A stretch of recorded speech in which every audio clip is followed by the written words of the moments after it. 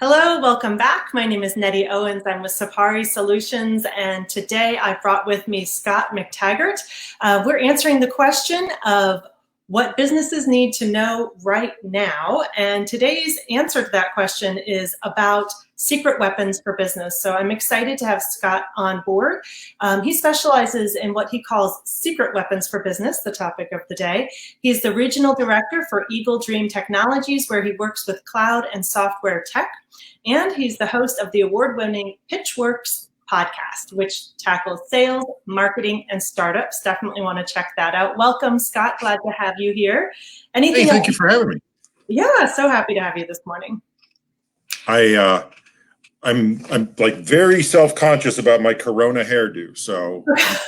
So you haven't been participating in the self haircutting activities? No, but I do look like I'm getting ready to put out like a ska band record with this pompadour that's forming. So anyway, I think it works. It's another line of business for you. Maybe your secret weapon. I need some pomade if I'm really going to make that happen. Let's do it. That's right. Well, tell us a little bit more. What is a secret weapon for business? So I like to tell people that, like, in the 80s, if you wanted to look like a visionary business, all you had to do was say that you were incorporating computers, right? You know, you had a fax machine and a telex machine or whatever, and that was sort of the technology move that you could make. And people, you know, for the most part, didn't have that much diversity of choice in terms of what they could do to posture as an innovative business, to, you know, sort of present as like really innovative and expand. Now what we've got is so many potential choices that there is no consensus about, well, where should I be? We end up with these buzzwords sometimes. Like, you'll hear people talk a lot of times about, say, AI. And here in Pittsburgh, like, we're very strong at AI. And, you know, many of us maybe 1 degree or 2 degrees away from an AI. A better term is machine learning, but we'll just keep saying AI specialist, right? But if you don't know how to use it, and if you don't know how it can be used, and if you don't know what tools are available and whatnot, it's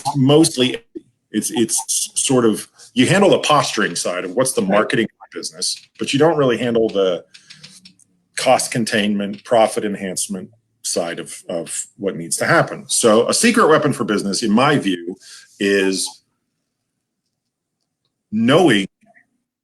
being able to identify all of those different potential innovations and say, this one's good for us, this one's not so good for us. Our first priority, this is maybe way down the list. And it's not as simple as it used to be, where you could just go, you know what, we're going to focus on computers.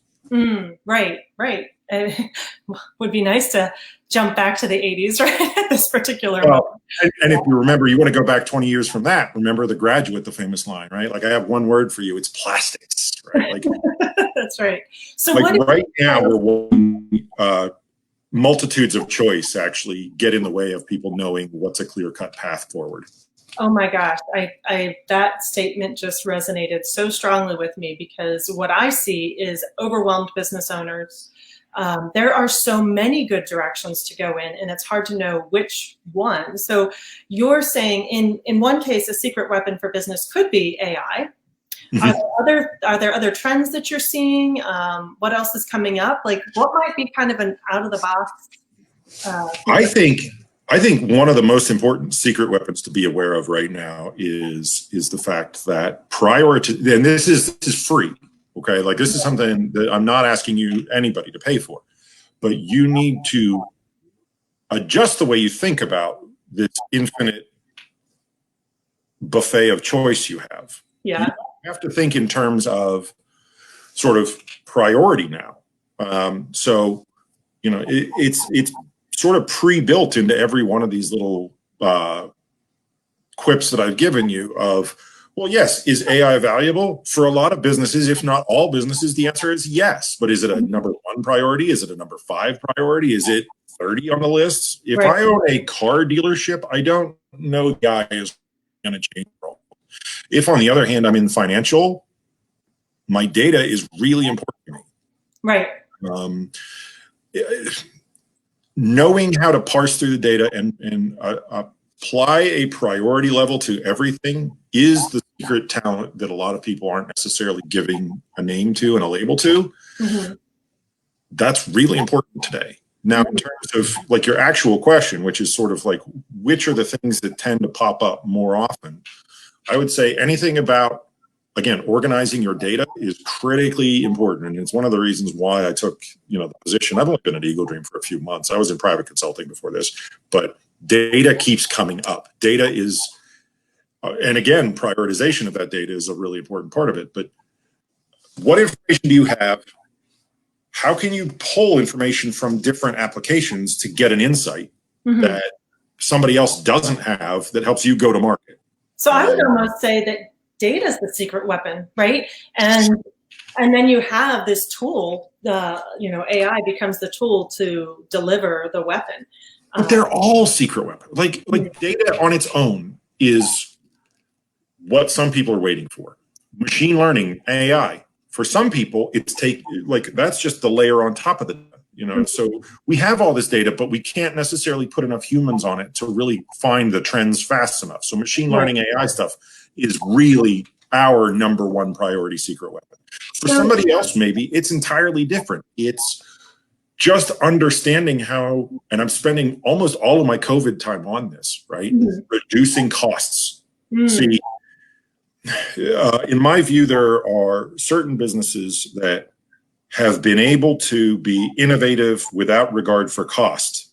And a time like this is when they should capitalize on the freedom that they've got to go back now and optimize, right? And the secret weapon for them is knowing what innovations have reduced the cost of this part of their flow chart versus that part of their flow chart.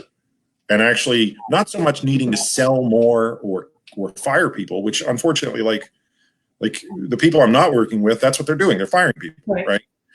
But like we have a client, we reduced their SQL expense by something like 85% SQL, the database. Right, holy moly. because for the first time they had an ability to look back at what their spending was and optimize. Before, the demand was just so high, it didn't matter what they spent because customers were covering their costs. But now they've got a minute to go back and optimize their spend. So a lot of my COVID time is just about basically like taking the thing that's already been built and making it more cost effective now that there's a chance to breathe. I see that a lot. It's really refining what you're doing because you have a little bit more time potentially, but there's also a need to move quickly to implement on something that's either going to be a cost savings or a money generating activity.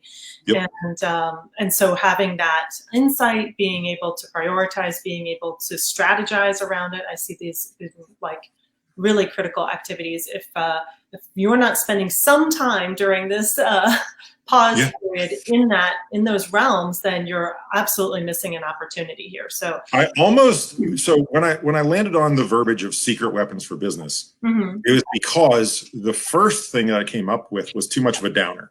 It was originally I called it alternatives to layoffs, right? And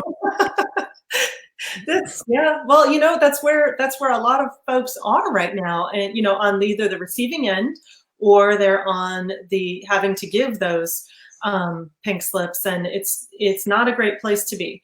We had a 2-week period where 10 million new unemployment claims were made. Right?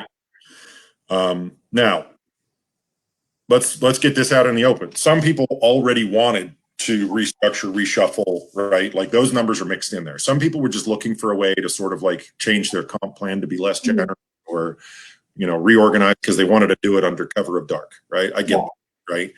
But a lot of these companies, I hate firing people. I've never enjoyed it. I would never want to do 30, 50, 100 people at a time. And I was like, okay, well, an alternative to a layoff is something that would get my attention. Right. But like it's a giant downer, so I decided to rebrand it as Secret Weapons for Business, and maybe it sounds a little bit better, a little bit more aspirational, a little bit less, sort of.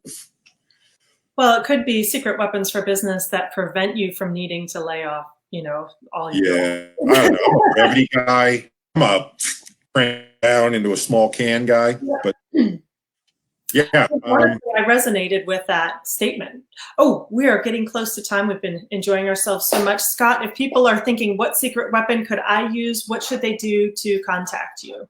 Find me on LinkedIn, just like it's here at the bottom of the screen.